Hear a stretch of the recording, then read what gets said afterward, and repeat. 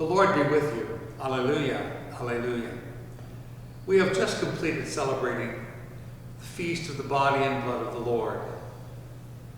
For many, it's known as the Feast of Corpus Christi.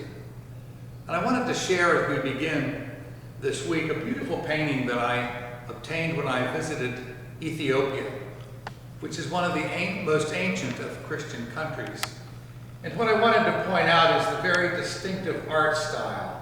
If you look at the faces, the large eyes are an indicator of Ethiopian art.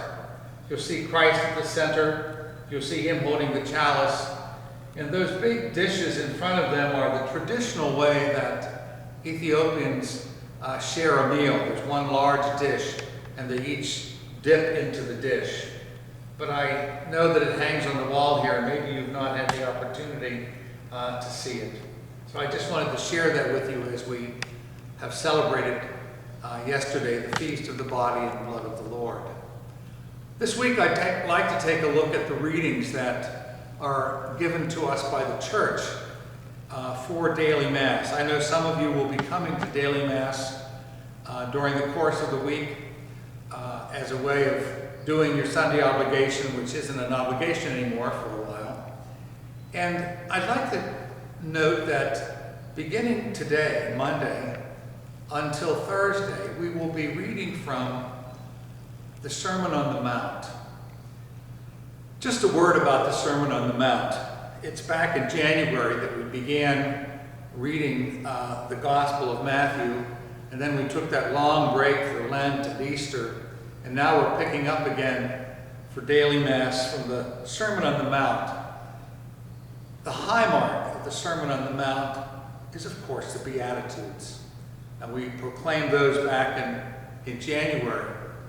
But the Sermon on the Mount is rather than one long collection or one long sermon, it's actually a collection of the sayings of Jesus. Today and tomorrow we'll be dealing with the way in which we are to handle anger and handle the need for forgiveness of others. Point after point, the Sermon on the Mount will compare what the Jews had heard in the past to what they're hearing now from Jesus. For example, he'll say, "It's been said such and such, but what I say to you is..." And so Jesus is giving us the new law, if you will. The Gospel of Matthew pictures Jesus for us as the new Moses. The Sermon on the Mount reflects Moses receiving the Ten Commandments on Mount Sinai. And so this sermon really mirrors Jesus the lawgiver.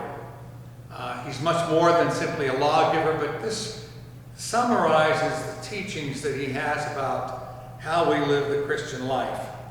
And for these first few days, we will be reflecting upon some sections of this beautiful sermon.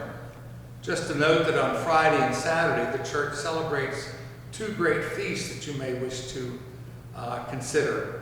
Friday is the Feast of the Sacred Heart of Jesus. It's always the second Friday after Pentecost. And Saturday is the Feast of the Immaculate Heart of Mary. Both feasts bring to a conclusion, if you will, this lengthy period of celebration of Easter and Pentecost and Trinity Sunday and Corpus Christi, Sacred Heart and Mary. And then next week we will return on Sunday to the normal, ordinary time of the year. So today and tomorrow and Wednesday, look forward to reflecting further upon the mystery of the Sermon on the Mount and how we are called to mirror in our lives the loving forgiveness of Christ. May God bless you and your loved ones.